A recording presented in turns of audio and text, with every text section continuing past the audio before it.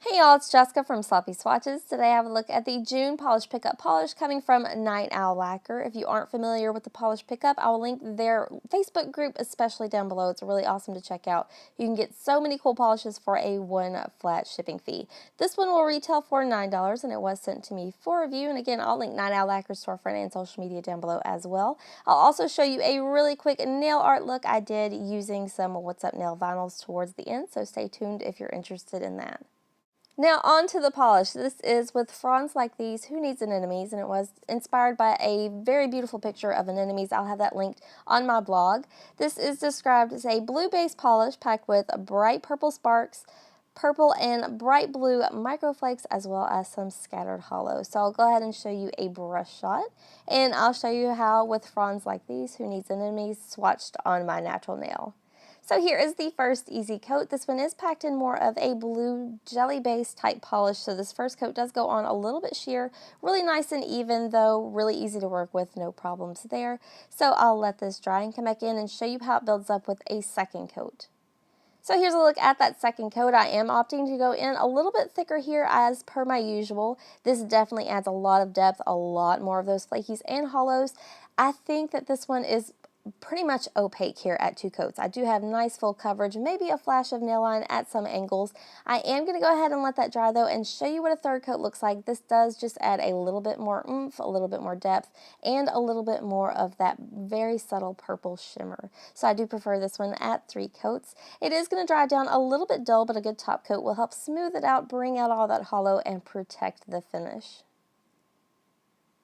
So here's a view from another angle in direct sunlight, kind of overcast sunlight with a glossy top coat. So here's a look at that swatch photo underneath artificial lighting, and I do have more photos available on my blog if you're interested. So next I'll show you how I did this really quick and almost pretty subtle nail art look. I will be using vinyls from What's Up Nails. These were sent to me for review. I have some little dolphins here that are really cute. I think you could also use the center of these like stickers directly on the nail. I also have some waves, which are pretty cool, and you get a ton of them on this paper. So I'll go ahead and show you what I did with the dolphins first. I'm just going to remove them with tweezers. They pull up no problem. I had no issues with the middle of it coming out or anything like that. I'm going to place it directly on top of my middle nail and kind of just press it flush to make sure that I don't have any bleeding.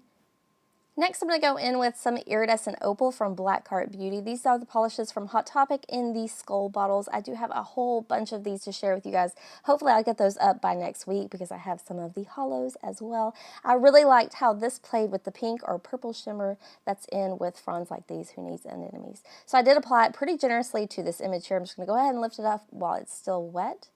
And I had no issues. These are subtle, but I like how playful they are.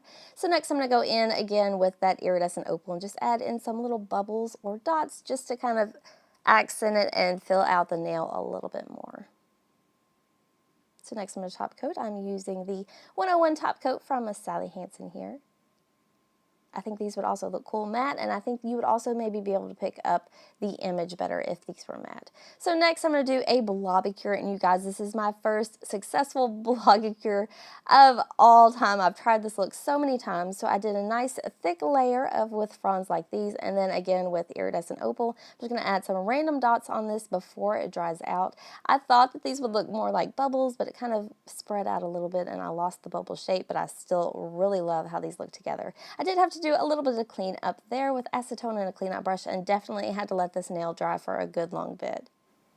So next I'm going to go in with the waves. I did notice that I had to turn the paper over and kind of apply that vinyl to the back to peel it up to get it to separate into two, but once you do that you have two completely separate vinyls that you can definitely get some use out of. So I'm going to apply these towards the tip of my index and a pinky nail, kind of like a French tip. I thought that would be nice, a kind of fun take on that. Again, I'm going in with iridescent opal just towards the tip. I did apply it fairly generously. I'm just going to remove that with some tweezers, and then I did the same thing on my pinky. So here's a look at that completed mani with a glossy top coat and kind of overcast natural lighting. And this is my swatch photo, once more in that direct sunlight. So if you'd like more information, definitely check out the description box below or my blog at sloppyswatches.com. You can also follow me on Instagram at sloppyswatches. So thanks so much for watching, guys. See you next time.